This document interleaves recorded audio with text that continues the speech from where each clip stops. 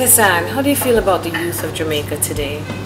I feel that the youth of Jamaica are the most important things to Jamaica right now because they're our future. So, you know, I think anything that we can do as a nation to invest in our youth and to help build them up is a very important thing. What were some of the obstacles you had to overcome as a young person? Oh, Lord. When you were a teenager, what were some of the obstacles you had to overcome? Oh, myself. I mean, I went to high school in England, so that in itself was a shock, just big shock. And I think for me at first, my biggest obstacle was overcoming my brothers and sisters because I'm the baby of 5. Okay. So, you know, that dynamic there, but just feeling out of place sometimes and misunderstood. Culturally different. Yeah, a lot of teenagers go through that phase where they feel misunderstood or they don't quite understand why, you know, things may be happening. I didn't understand why we had to pick up and move to England. I mean, I knew that my parents now wanted something better for me, but, you know, even with my mom and dad, you know, splitting and stuff, I couldn't understand that then, but I understand it now, you know, so. When you walk through the streets of Jamaica and you see some of our young people and their attitudes and behaviors, what goes through your mind? To be honest, it breaks my heart a lot of the time because I see a lot of babies, you know, and a lot of kids that really like, where's your mom? Where's your dad? And, you know, I think it's all relative because people can argue that, you know, they're out there hustling, trying to make things work, and, you know, you're sending your kid out there for go fend for himself or whatever, but I guess to me, I just kind of feel like where's the care that we're taking of, you know, these little ones, and especially our adolescent, like our teenage boys and girls. Like when I see them like at a stoplight or something, it always just really puzzles me. Like, where are the people that are caring for you enough to say, come, let's do something else? And you had that caring background growing up? You had that care from your parents? Definitely. And I realize I'm fortunate, you know, and there go I by the grace of God. You don't know. I'm with you. I think my parents are the greatest parents ever walked, because I think that's what made me not end up on the streets having sex for money. Why didn't Tessanne end up pregnant at 13? Different circumstances completely. I didn't have to grow up in a house where, you know, it was all of us in one room. I didn't have to grow up in a situation where, you know, my mom and dad had to be out all day trying to look for some sort of food to put on the table. We were lucky enough that my dad, and it wasn't without struggle, but he provided for us. You understand? And isn't that what a young man should look to and strive to be? You know, a man that can provide for his family. But it's so hard when you don't have that example. Right? You know? So, what example would you give the young people from your dad, the dad that you had, the role model, the man that raised you, guided you, protected you? What examples would you impart to the young men from your fathers? Be around. Be there and be present, because it's not just about money.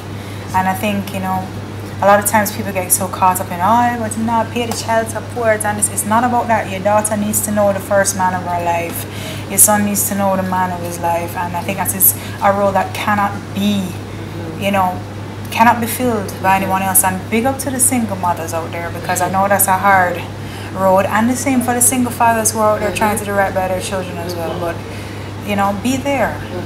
Some young girls will say, you know, I hate myself. I want to kill myself. We have young girls that are cutting in Jamaica. Young girls, transactional sex, having sex for money. What advice would you give with them as a youth role model, as a youth mentor? What advice would you give to those young girls who feel that they're at the end and there's no way out? What kind of hope do you think you could share, or a tip to say, get up and keep going?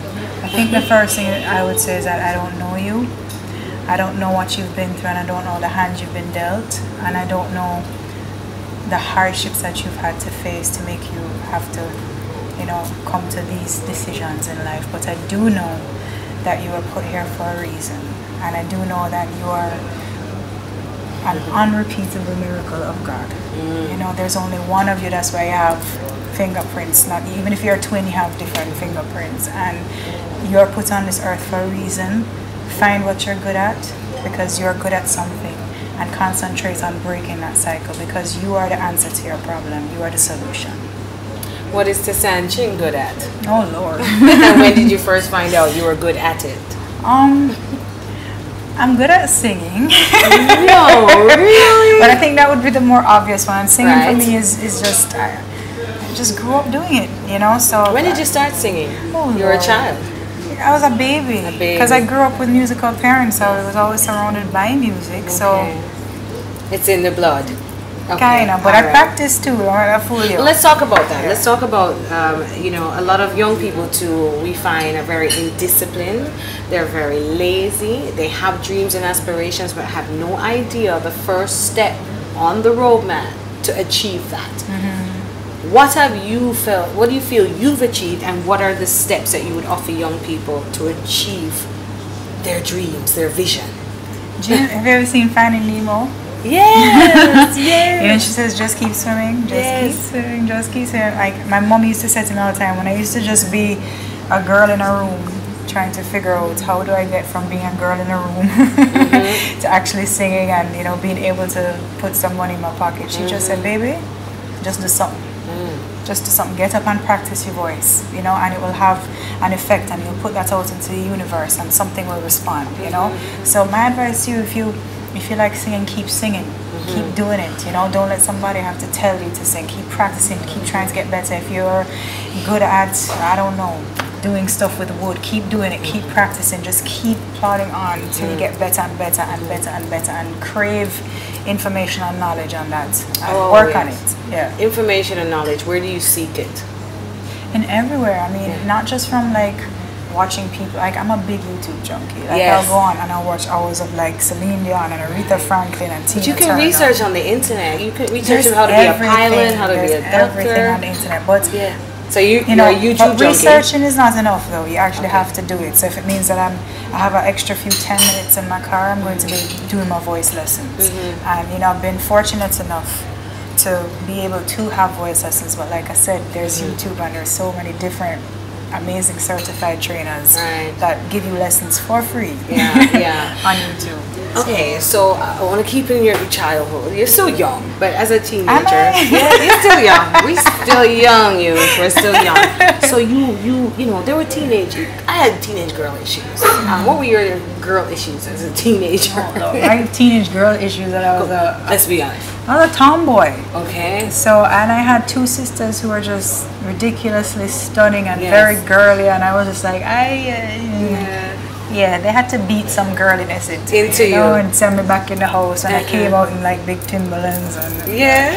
so Tessanne, I've tomboyish. come a long way. You've come a long way. Climb tree and rough and tumble and all them things. Yeah. Yes. So for me, my issue was just, how do I put it? Obviously, every girl I think goes through self-image, issues, and you know, you wish you were taller, you wish you were thinner, you wish you were curvier, you wish you had this or that. Right? What do you You're know never now? satisfied. What do you I know now? now that I'm just gonna love what I have and work on being the best me I can be. Love it. Yes, that's right.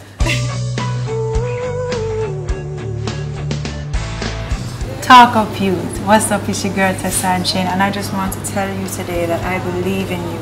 No matter what you're going through, no matter your struggle, no matter your background, I believe that you can make something of yourself, and I believe that there's greatness within you. I believe in you. Keep going for your dreams. Don't ever let anybody tell you that there's something that's too big or something that's too high for you to reach. You can do it. Me says so. Alright? Talk of youth. One love.